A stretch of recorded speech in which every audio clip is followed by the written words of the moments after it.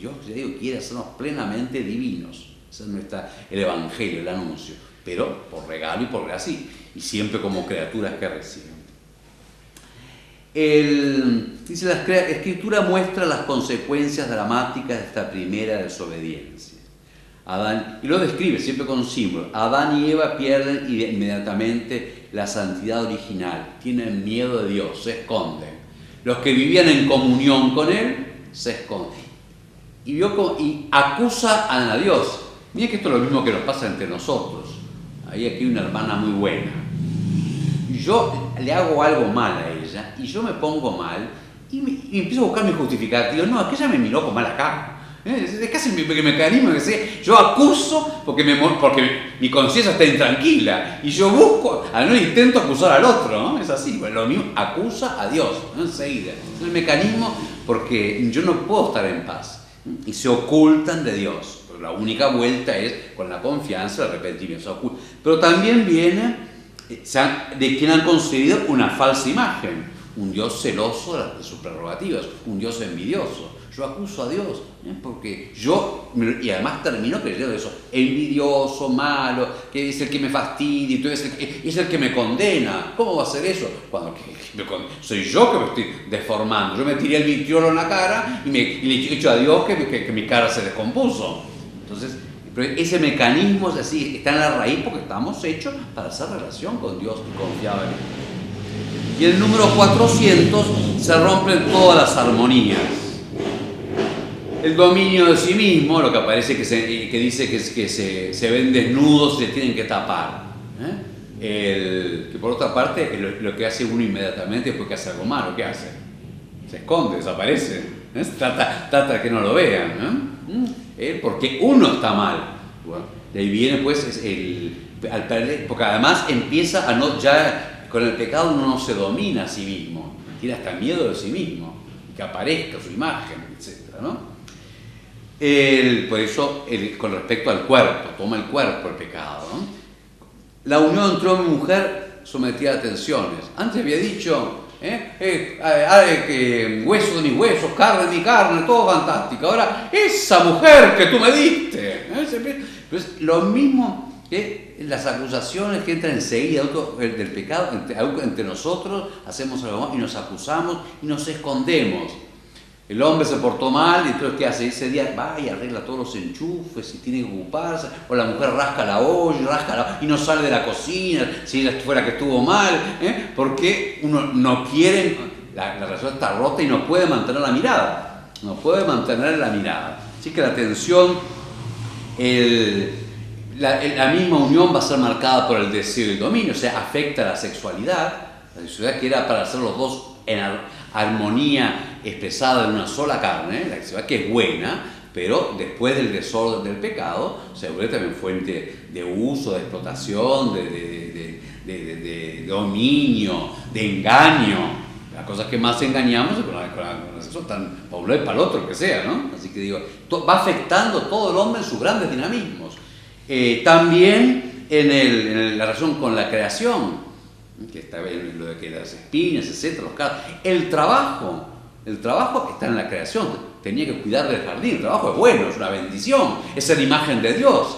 Pero el trabajo se vuelve también explotación, injusticia, dominio, esclavitud, en fin, etcétera, ¿no? Así que con esa simbología que tiene el capítulo 3 muestra cómo el pecado afecta a todas las relaciones del hombre, consigo mismo, con el otro, con Dios, y todos los dinamismos, la inteligencia se volvió soberbia, el cuerpo, la sexualidad, la afectividad, el trabajo, con la que es realmente el mal humano. Por eso el irrealismo de una cultura que no habla del pecado, no ve el mal, habla de consecuencias, pero no del mal. Es como si un médico quisiera nada más que atajar los síntomas.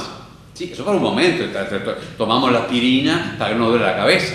Ahora, si sigue doliendo hay que buscar la causa, ¿no? Porque a fuerza de aspirina no puede sacarse solo. Se quiere sacar los síntomas y no la raíz, que es el pecado. Y con ello entra también la muerte, pero como va a aparecer después, lo dejo. Está relacionado la muerte con el pecado. En el número 401 dice, desde este primer pecado una verdadera invasión de pecados inmunda al mundo, que es lo que describe de algún modo el libro de Génesis en el capítulo 4, 5, 6. El pecado es social y además invade todo, tiene una dinámica, si no se corta, ¿no? Si no viene el perdón. Fíjate, entonces pone Caín y Abel, el fratricidio, la Mec que dice que por uno que me haga un moretón, yo mato 5, 7, o sea que una desproporción, la violencia genera una desproporción, la ambición ya no es una cosita, ¿eh? Así que el pecado genera como tal toda una historia de pecado que marca toda la historia de Israel, las infidelidades, e incluso aún después de la redención sigue habiendo una presencia del pecado. O sea, la universalidad del pecado, la humanidad creada buena según Dios, la humanidad, el hombre imagen de Dios y que no pierde totalmente la imagen, pero sí pierde cierta semejanza y también está pues bajo el reinado del pecado y de la muerte. Esa es la visión realista que nos da la revelación y que proviene no de un Dios malo, ni, o sea, de que dos dioses, uno bueno y uno malo, ni de que Dios no sea bueno. Igual nos deja muchas preguntas, por cierto. Quiero terminar en el final del número 401, porque es muy importante la síntesis que hace. La Escritura y la tradición de la Iglesia no cesan de recordar la presencia y la universalidad del pecado en la historia del hombre. Y a veces, aún nosotros cristianos, nos quedamos también en el comentario de fuera. Las cosas que pasan es el reinado del pecado. Así que no es que no busquemos enfrentarla, pero no que soñemos con que no va a haber una humanidad sin ningún pecado hasta la segunda venida de Cristo. Es realista a pesar de que esté dominado por Cristo y que haya salvación. Pero vamos por pedazos. Y un texto que tiene allí, de Gaudium et Spes 1, es el concilio en la Constitución de Iglesia y Mundo, en el número 13, dice, un poquito antes de lo que está citado aquí, el número 13, creado por Dios en la justicia, o sea, en la santidad, el hombre, sin embargo, por instigación del demonio, en el propio origen de la historia, abusó de su libertad, levantándose contra Dios y pretendiendo alcanzar su propio fin al margen de Dios. Llegar a esa plenitud a la que tiende y quedarlo sin Dios y aún contra Dios. Sigue el concilio. Conocieron a Dios, pero no lo glorificaron como Dios. Así que no es solamente el no conocer, y nosotros conocemos a Dios y no nos libra de todo pecado porque tenemos entre la libertad de someterme a Dios, de obedecerle, de pedirle, etc. Oscurecieron su corazón no sabio y prefirieron servir a la criatura y no al Creador. El hombre sirve siempre, es una vanidad, porque elegir es servir. Yo elijo dedicar esta hora a la televisión, bueno, me entrego a la televisión. Puede ser que sea bueno porque me toca descansar. Yo digo que no. Pero digo, el hombre elige siempre y se entrega a aquello que elige. La dignidad del hombre es que sirva solamente a Dios, ni siquiera a sí mismo, porque uno no puede ser el fin de uno mismo. En cambio, el pecado elige a la criatura. Yo sirvo a la pasión, sirvo mi deseo, sirvo mi yo, sirvo mi voluntad. Y bueno, esa es la esclavitud, ese es el pecado.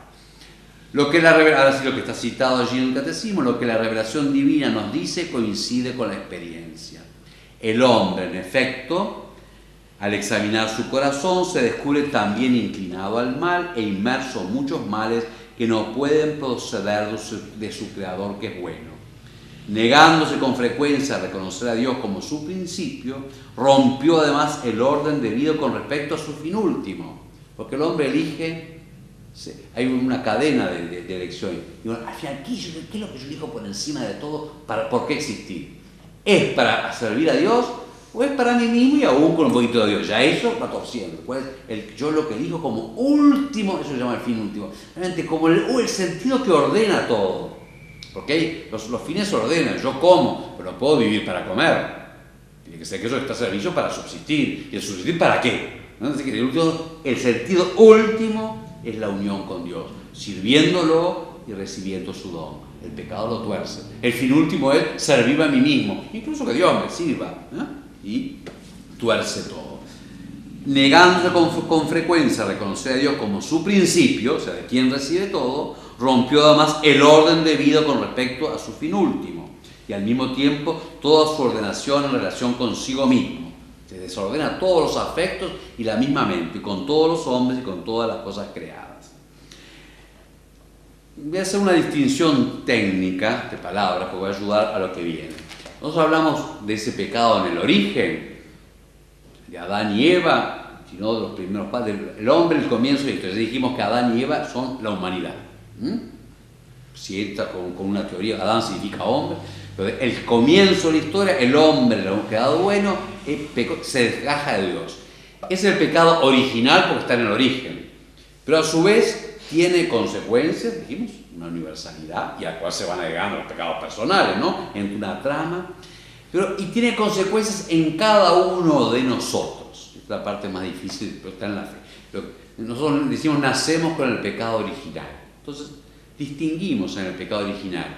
El pecado original originante, el que origina todo, que es un acto concreto, en el comienzo de la historia, de rechazo de Dios, y las consecuencias con las cuales nacemos, que no son un pecado plenamente, porque no lo hicimos nosotros, es el pecado original originado, o sea, la consecuencia del pecado original en nosotros. No, Dios había hecho el plan, a veces uno dice, bueno, pero por lo que hicieron ellos. Y uno dice, hay un rechinar. El plan de Dios es personal y también social, en todo.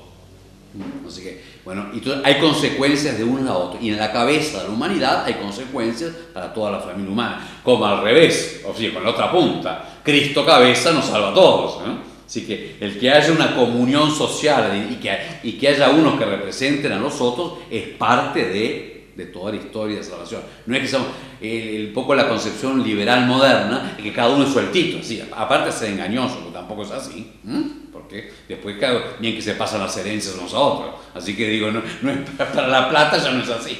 Sí. Pero es decir que hay el pecado originante tiene consecuencias para todos nacemos sin la gracia de Dios, a causa de ese pecado original, que el que tenía que recibirlo en nombre de todos no lo aceptó. Por cierto, después Jesucristo no solamente lo va a aceptar y lo va a derramar. Y pues todos necesitamos ser salvados, todos necesitamos una gracia que se nos regala. Es una consecuencia del pecado original en nosotros. Estamos todos sujetos a la muerte.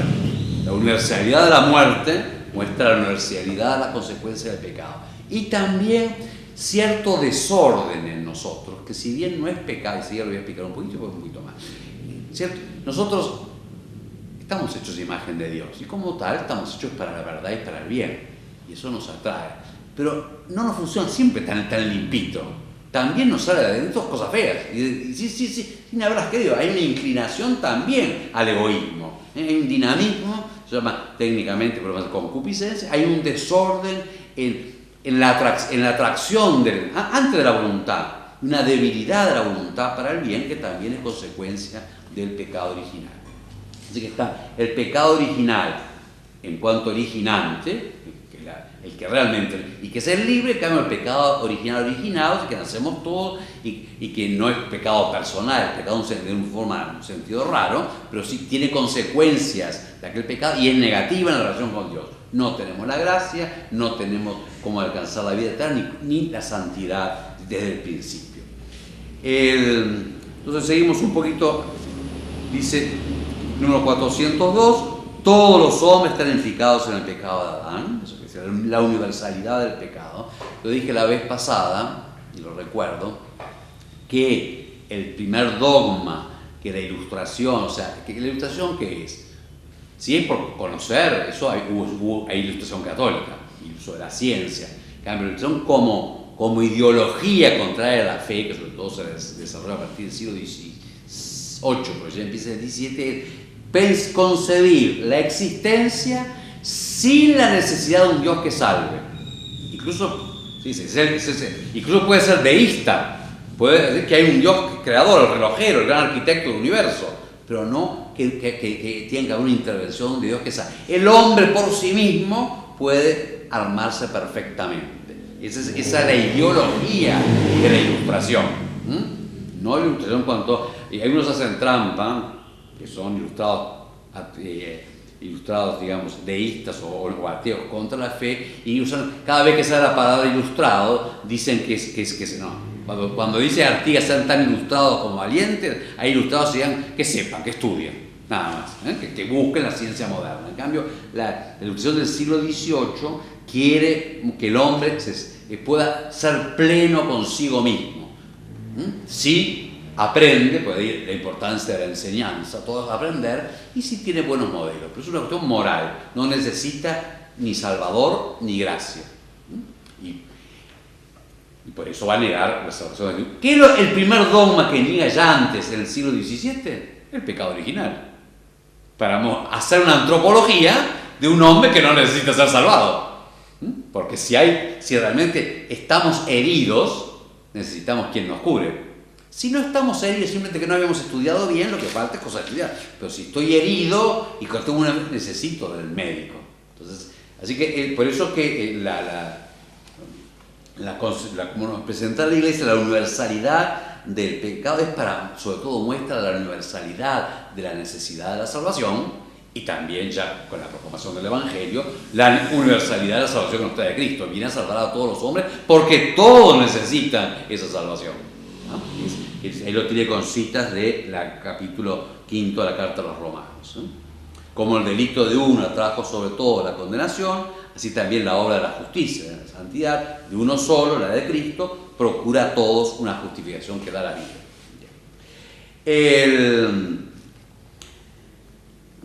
En el 1403, siguiendo San Pablo, la Iglesia enseña que toda esa miseria que tiene la humanidad, esa que vemos, que justamente como somos todos medio ilustrados, la ilustración supone que tendría que andar todo bien, y no sabe qué hacer con él.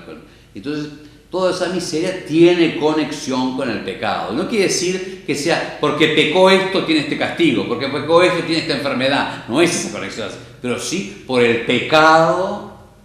Algunos sí, claro, tiene cirrosis porque tomó, pero otros no, porque además unos pecamos y afecta a los otros, pero el pecado está en la base, dice el número 403, de la inmensa miseria que oprime a los hombres y su inclinación al mal y la muerte no son comprensibles sin su conexión con el pecado de Adán y con el hecho de que nos ha transmitido un pecado con el que todos nacemos afectados y que es muerte del alma. Nosotros no nacemos con la vida de la gracia, necesitamos recibirla. Ya no podíamos, el plan de Dios es que comunicáramos con la vida humana la comunión y amistad con Dios y el don del Espíritu. Después de ese pecado, no. Esta certeza de fe, por eso ahí es como se conecta una cosa con la otra. Por eso la Iglesia concede el bautismo para la remisión de los pecados, incluso a los niños que no han cometido pecado personal. Necesitan la gracia. 404. ¿Cómo el pecado de Adán vino a ser pecado de todos sus descendientes? Acá no sabemos bien por qué es que se comunica así. No tenemos una teoría física, ¿no? Porque hay un gen del pecado. No sabemos bien cómo es ¿verdad? De la simbólica es por la generación, que de verdad cuando comunicamos la vida, comunicamos el llamado a la felicidad eterna y comunicamos también entrar a una humanidad débil, herida por el pecado. Todo el género humano necesita ser redimido. Por eso dice, siempre en el 404, sin embargo, la transmisión del pecado original es un misterio que no podemos comprender plenamente. Pero sabemos por la revelación que Adán había recibido la santidad y la justicia originales, no para él solo, sino para toda la naturaleza humana. Cediendo al tentador, comete un pecado personal, el pecado original originante, pero este pecado afecta a la naturaleza humana, que transmitirá en un estado caído. O sea, nosotros no conocemos a la naturaleza humana ni llena de gracia original, la justicia original sin pecado, ni una pura naturaleza humana no afectada ni por el llamado a la gloria ni por el pecado original. Por eso nosotros decimos, es humano ser débil y pecar. Es humano como conocemos la humanidad, es herida, porque como tal no tendría por qué pecar el hombre. Pero la humanidad que conocemos es débil. Y está bien que lo conozcamos, que lo reconozcamos así, porque no reconocer esa debilidad humana lleva a los extremos, lleva a muchas ideologías también, de que el hombre puede ser perfecto y a no necesitar de ayuda, a no necesitar de perdón, a no necesitar de gracia. Es misericordioso, además de que anunciamos la salvación con Jesucristo, es misericordioso con la visión del hombre, que sabemos que no es una maquinita perfecta. Gran parte de nosotros, todos somos, nos cuesta y entonces nos escandalizamos, que haya esto, que haya lo otro, que haya corrupción. Todos a alguna boletita no le pagamos el IVA. Todos, más allá de la gravedad, que todos en alguna cosa escondemos. O sea, tenemos inclinación y pecamos además. Y digo, entonces que no nos rasguemos la vestidura, no ocultemos el pecado. Y seamos misericordiosos con unos y con otros y proclamemos al Salvador. Es que la fe católica tiene un humanismo mucho más humano y realista que la concepción racionalista, que igual está arriba de nosotros, que oscila entre, bueno, hágase lo que quiera, o tendría que ser perfecto y no sabemos cómo, estamos siempre desacomodados porque las cosas no son perfectas. Entonces son las dos ideologías que un poco en las que estamos entre medio. ¿Cómo va a pasar esto? ¿Cómo no va a pasar? Si es pecado original.